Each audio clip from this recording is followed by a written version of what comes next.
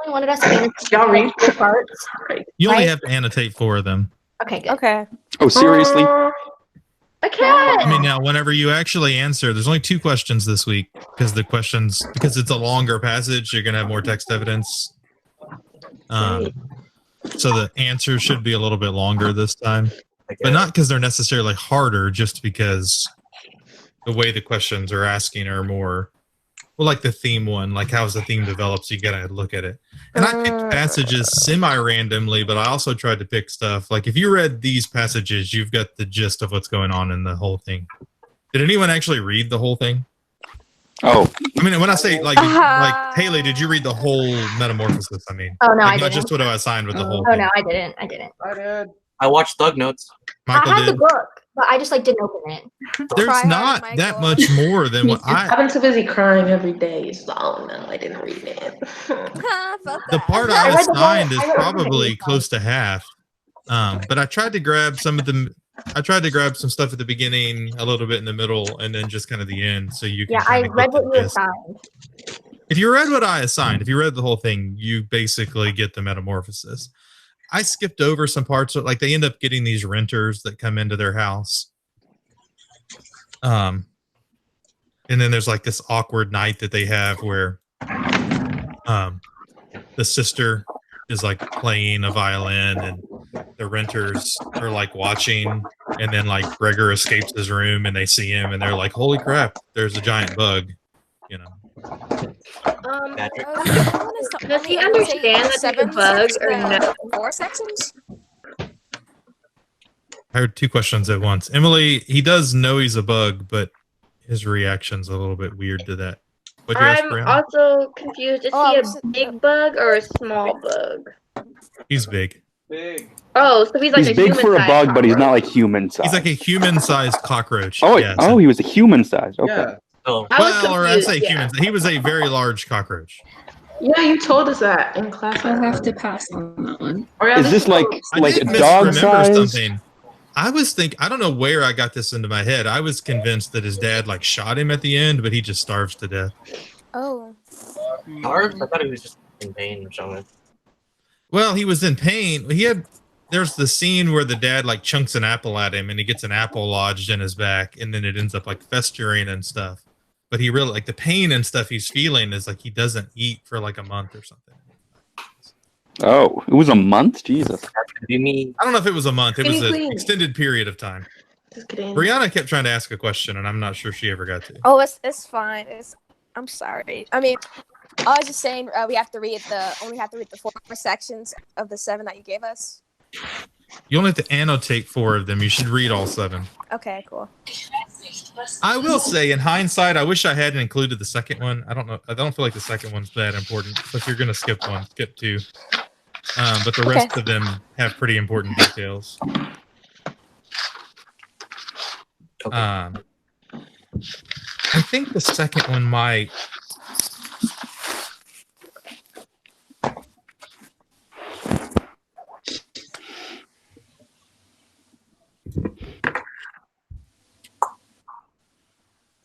Yeah, I mean, the second one's just him struggling to like get out of bed and open the door and stuff. It's really not that important of a thing. Y'all could actually go listen to my audio parts too. I do actually do voices. I did. I did watch that video you put out, Mr. Bear, where you mentioned me. I did at the very end of it. I know, I watched it. You didn't believe me when I told you yesterday. All right, so what thoughts did you have about it? You can talk about any part. I don't necessarily have a goal of anything for you to figure out or specifically talk about today, but what are things that you noticed or were confused about or had questions about? I just found it weird that what is the point of this? Like, what do you mean, what's the point of it? Stephanie. Like, I don't like why, like, it just seems weird. What was weird about it? Like he was a giant bug. Like what? It seems like an acid trip, and he like wrote about it or something. Yeah. I mean, I remember like your whole spiel about it, like at the beginning of the year. Was it either at the beginning of the year or the semester? But like, yeah. Do you remember what you were saying, or can I just like repeat it? It's a work of satire. I remember what I was saying, but I'm not going to say it to y'all. I want y'all to talk through it and figure it out. All right, makes sense. Makes sense. Do you guys remember what he said? Oh, sorry. And I have no clue. I may have only said it the 7th period, so there may only be like 6 people who heard that. All right, I guess I'll say it then. I mean, I forgot what he said, but like weird. It's like pieces in my head. But basically, I remember him saying like like him waking up in a bed, like the whole cockroach thing. It's not like there's absurdity inside of that whole scenario and stuff, but like I don't think the whole central point of the story was just that. It was like the actions, I guess. Like, oh, like I remember him saying like the first thing that he was like thinking about was like, oh, how am I gonna get to work? How am I gonna like? I think that was what you said, and then so you were just talking about how humans would just be like that would be the first thing that would go through our minds, which is kind of like weird. Like, well, okay, so like did y'all look at the questions I told you to answer yet? No. Nope. Okay. It's due on Monday. I'm not looking. Well, I know, but gotta sometimes looking at the prioritize. questions before you actually read stuff makes sense. By the way, go watch Yeah, my little but, like, poem videos that I did. I kept them short so that they wouldn't take forever to watch. But it took me forever to make them, so go watch them. You were Mr. Berry. You were the 3rd viewer? You actually watched it? Yes. That's the fun thing about putting YouTube videos out there is I can see how many people actually looked at it, which at this point is very few. You posted videos? Especially considering the amount of time I put into making this. He said this I'll past look at it later. Oh, you did. 10 videos. 1 sec. Hey. I just saw them. I'll watch them when I am able. Oh, you All right, so look. Okay.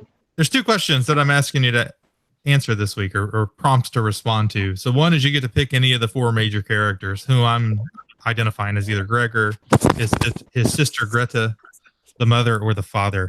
And then explain how that character's developed throughout the story. So even though it's a straightforward question, it's just characterization. And when I say, well, okay, so like explain how they're developed. Like, what do you like them? Do you dislike them? Are they a good person, a bad person? Like, what's going on with their character? And then how do you see it in the different parts? So you need to pull text from, kind of at least one quote from each of the parts.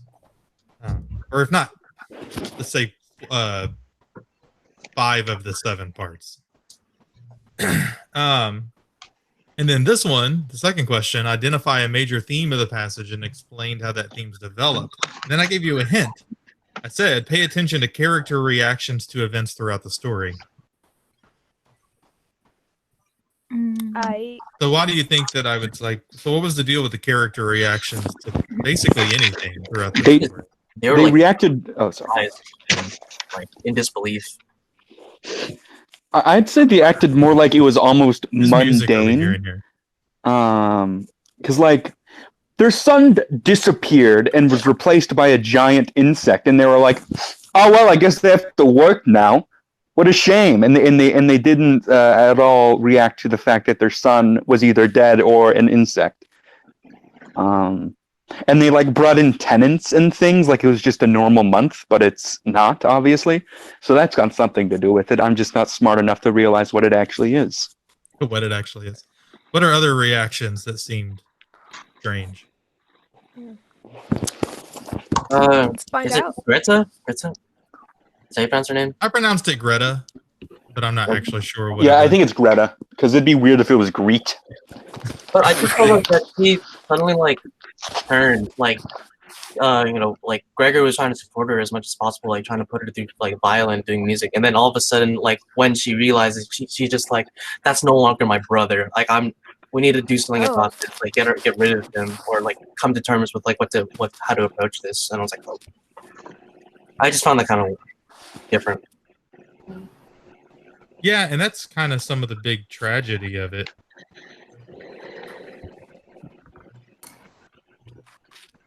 Is it the part 4 where it talks about?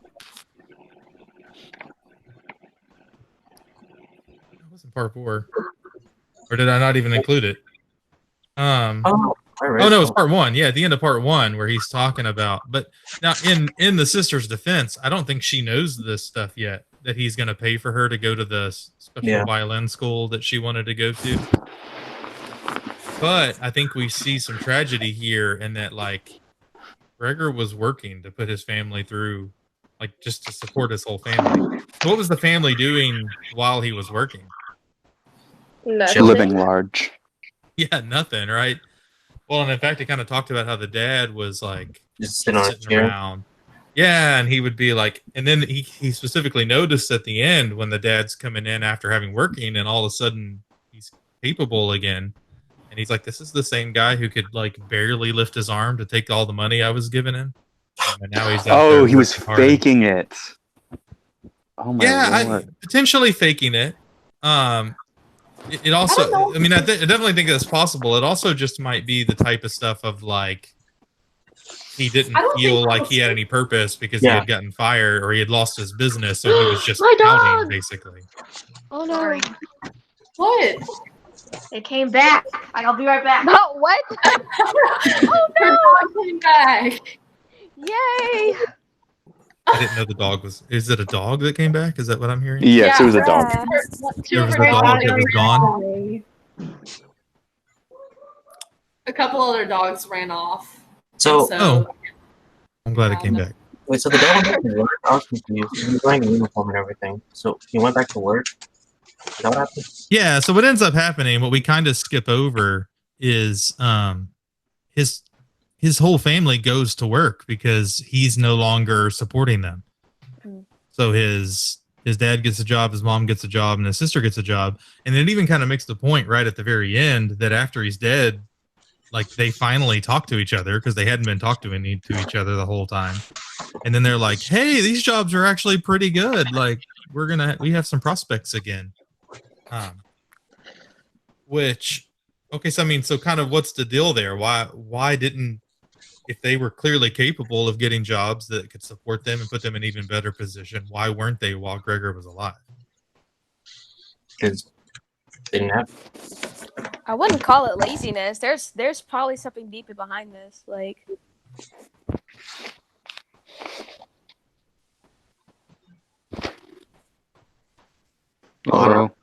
I just thought that, like, yeah, because Gregor's basically providing them what they like needed, then they didn't feel the need to like put themselves out there and like get their like pursue what they ought to, because it was already given through Gregor's hard work. But.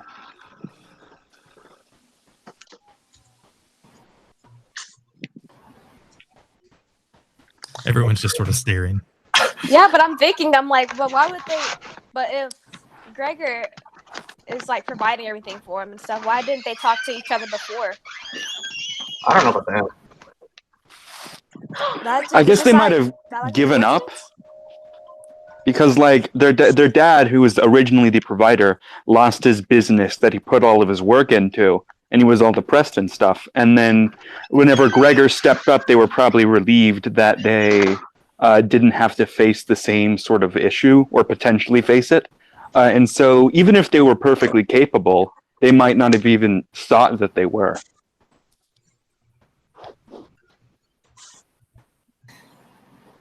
Oh, like maybe like an episode of depression, like just sweep over the family. Maybe, I don't know, but not even. Yeah, I think it's like.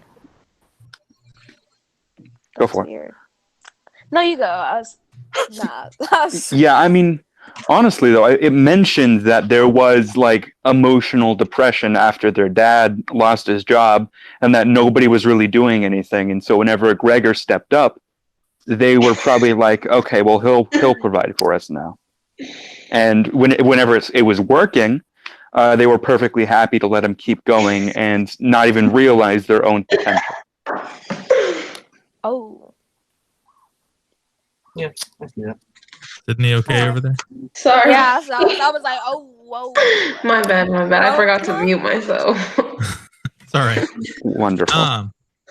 Okay, so I think some of this ties into some of the themes on a novel that none of you have ever read, though Patrick was technically supposed to have. It's a dystopian novel written in the 1950s called Player Piano by a guy named Kurt Vonnegut. And the do y'all know what a player piano is, by the way? Plays Does it itself. play itself? Yeah, it plays itself. Yeah. So it's a piano. They could put like a track in or whatever, and it would play. But in this novel, Player Piano, it's actually the time period it's set in is right about now. But it was written in the 1950s, so it had a very 1950s feel to it. I'm hearing myself echoing in my ears. It's driving me nuts. Oh yeah, that's what I'm hearing too. I'm like, whoa. Oh my god. Oh my god. It's Patrick. It's Patrick.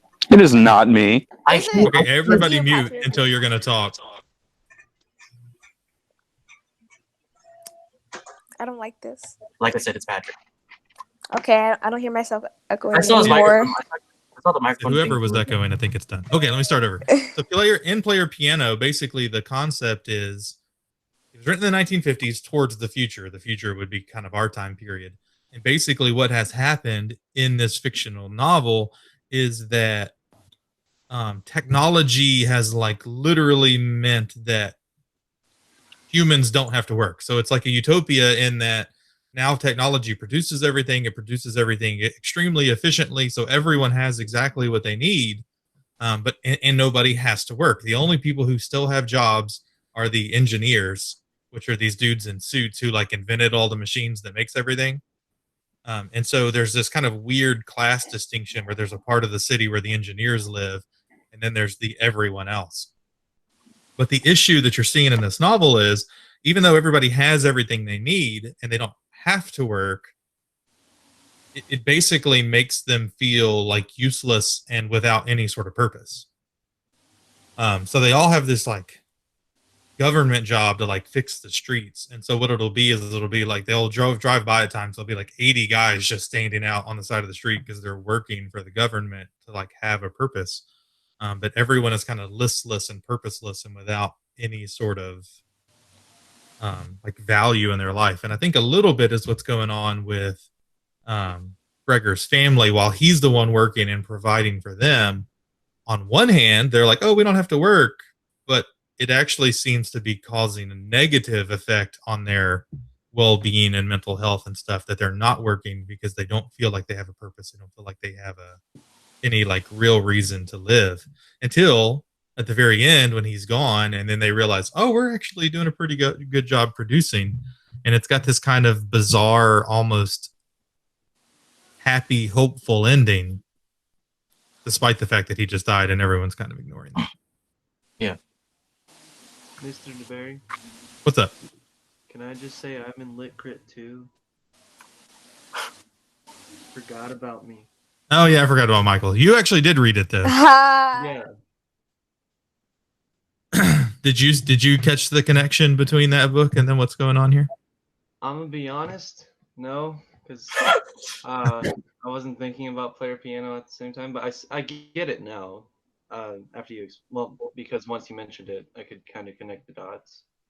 So. Oh, sorry. Go ahead. Keep going, Michael. You got more stuff. I'll be right back. Well, I was gonna say like the people in player piano.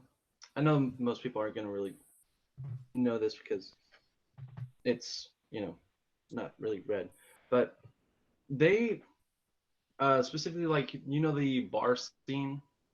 I don't know if you remember it, but like people were actually like really resentful of the engineers, and like they genuinely, like, some of them were not angry about it, but then like the people that participated in those parades and everything, they actually like really just detested the engineers because they got them out of jobs technically, even though they were providing. And and for those of you who haven't read it, like there ends up being this huge, like basically civil war type thing where it's kind of weird because on one hand, there's technically economically not a distinction in class, but there's a very clear distinction in class at the same time. Because it's more of like a socialistic or communistic type society where they all have everything they need.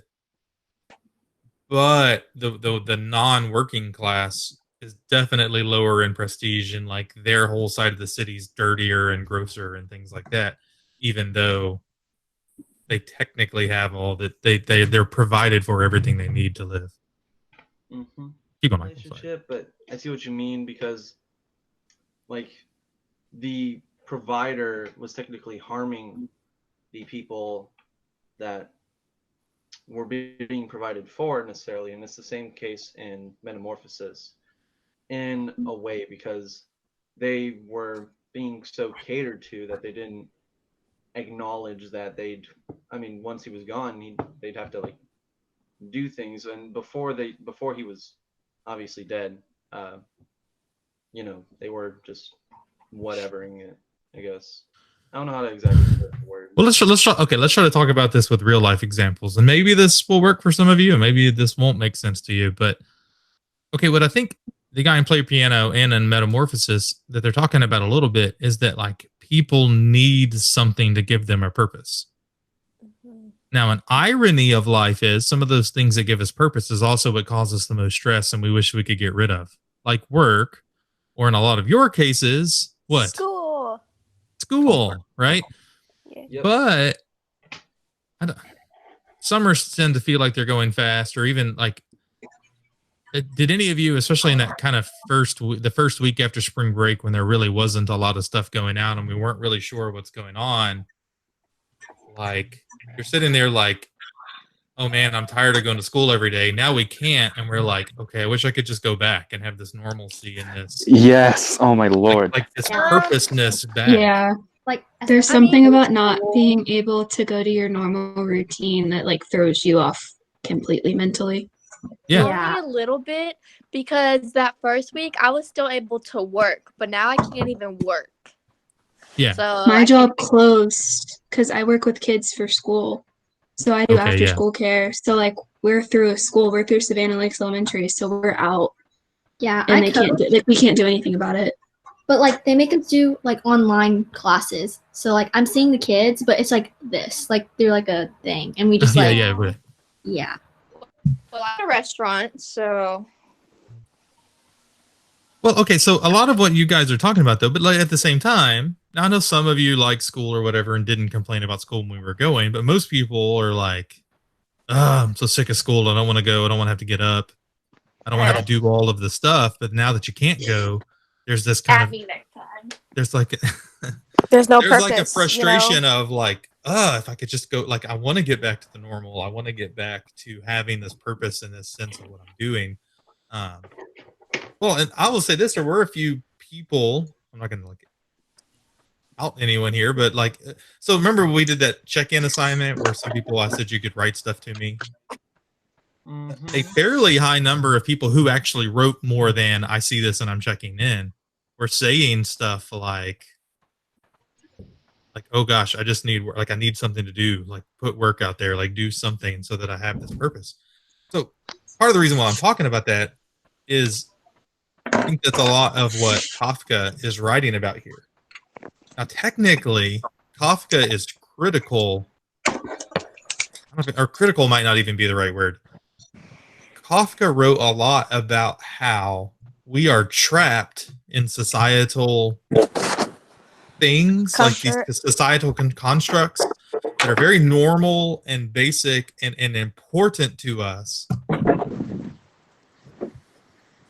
Siri, I don't even know what I'm saying that she thinks I'm talking to her, but like every 5 minutes Siri's popping up. Anyway,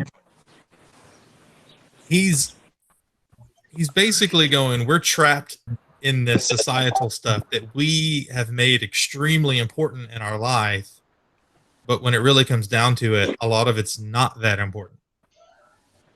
So for instance, remember one of the very first things we talked about, Gregor wakes up and realizes he's a bug, right? Like what would you expect to be the human reaction to that? Freak out. Yeah, to like totally freak out. Does he freak out? But he's like fine. No. He's like, yeah, no, he's just like, well, this sucks. He said no. That's tough.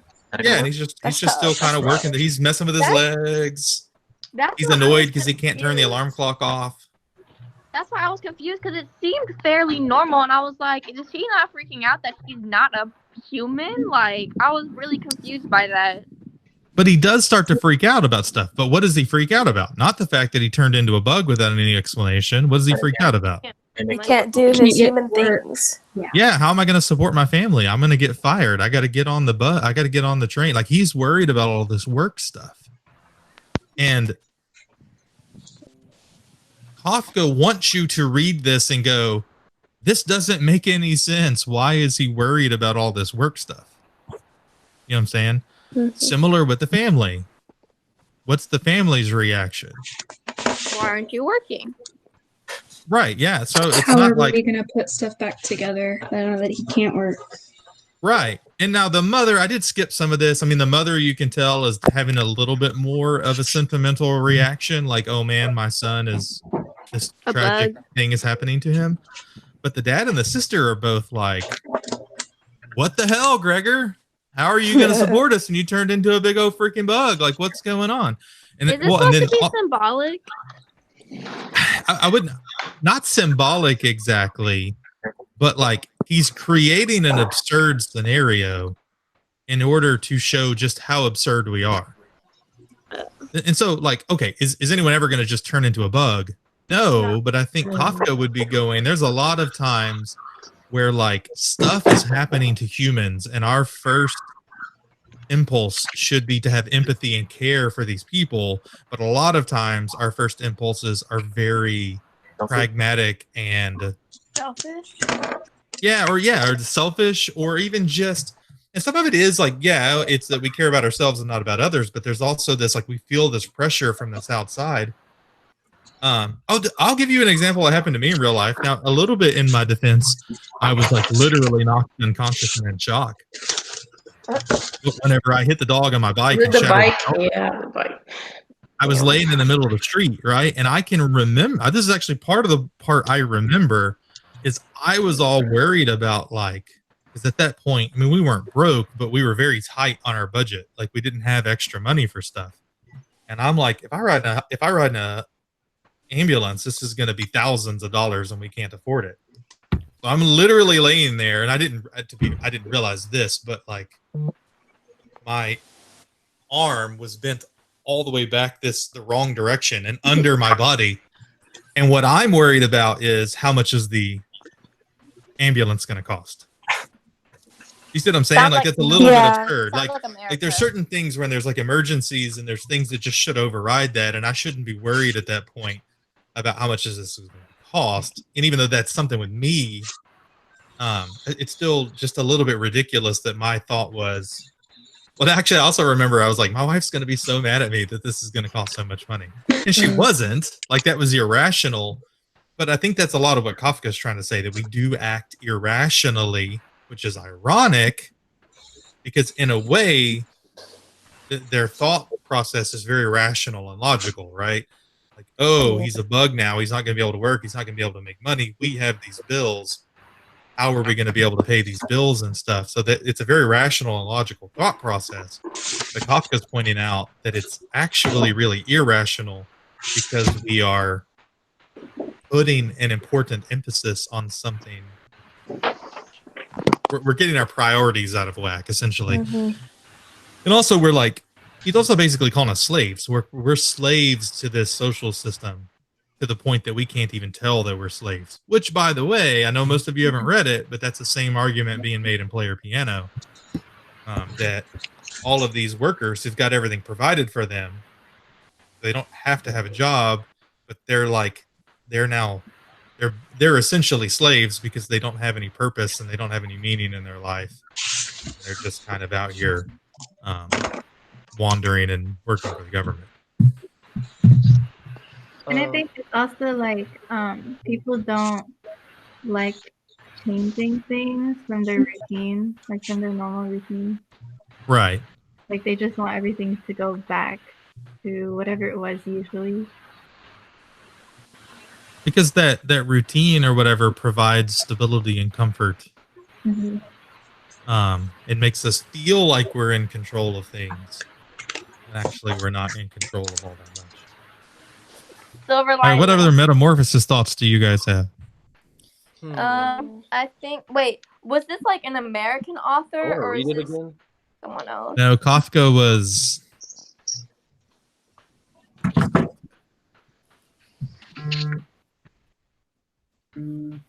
He was what? Looking it up, I don't remember. Wait, German-speaking Bohemian. But was he? So he was from. He was from like Chechnya. Oh, because it like when was this? This was written like a long time ago, right? It says that it was published in 1915. So I was wondering, like, does it have anything to do with the war?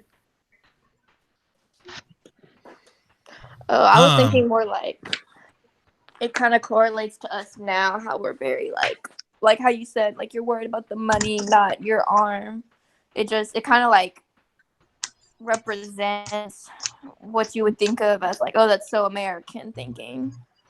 Like, oh, I can't work. How am I going to provide for stuff? But it's like, dude, you have. I would say it's problems. definitely somewhat Western for sure. Yeah. Though I do feel like people have at least a little bit of a misunderstanding of how socialism and communism works. It's not like within a socialistic or communistic system, the people there don't work and don't stress about providing for their families and stuff like that. Because part of like, especially if you go like say full communism or whatever, like they're like forced to work because it's part of the.